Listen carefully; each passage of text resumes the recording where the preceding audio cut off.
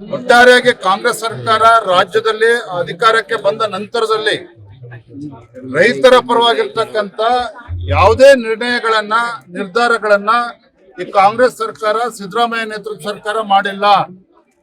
ಬದಲಾಗಿ ಹಿಂದೆ ಈ ಭಾಗದ ಕಾವೇರಿ ಕೊಳ್ಳದ ರೈತರಿಗೆ ಅನ್ಯಾಯ ಆಗ್ತಕ್ಕಂಥ ನಿಟ್ಟಿನಲ್ಲಿ ಇವತ್ತು ತಮಿಳುನಾಡಿಗೆ ಅಲ್ಲಿ ಸ್ಟಾಲಿನ್ಗೆ ಖುಷಿ ಪಡಿಸ್ಬೇಕು ಅಂತ ಹೇಳಿ, UPA ಮಿತ್ರಕೂಟಕ್ಕೆ ಖುಷಿ ಪಡಿಸ್ಬೇಕು ಅಂತ ಹೇಳಿ ಯಥೇಚ್ಛವಾಗಿ ನೀರು ಬಿಡ್ತಕ್ಕಂಥ ಕೆಲಸ ಇದೇ ಕಾಂಗ್ರೆಸ್ ಸರ್ಕಾರ ಮಾಡಿರ್ತಕ್ಕಂಥದ್ದು. ಹಾಗಾಗಿ ಇವತ್ತು ಏನು ಈಗಾಗಲೇ ರಾಜ್ಯದಲ್ಲಿ ಇವತ್ತು ರೈತರು ಇವತ್ತು ಕಂಗಾಲಾಗಿದ್ದಾರೆ. ಮುಂದೆ ಬರ್ತಕ್ಕಂಥ ದಿನಗಳು ಒಂದ್ ರೀತಿ ಬಹಳ ಭೀಕರವಾಗಿರ್ತಕ್ಕಂಥ ಒಂದು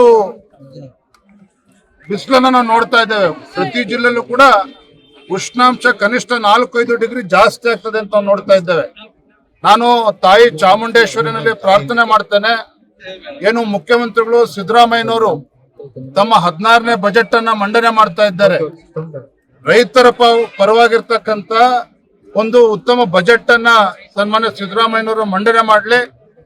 ಏನು ಭೀಕರ ಬರಗಾಲ ಎದುರು ನೋಡ್ತಾ ಇದ್ದಾರೆ. ಇವತ್ತು ಜಾನುವಾರುಗಳಿಗೆ ಇವತ್ತು ಮೇವನ್ನ ಕ್ರೋಢೀಕರಿಸಿಡ್ಬೇಕಾಗ್ತದೆ ಸರ್ಕಾರ.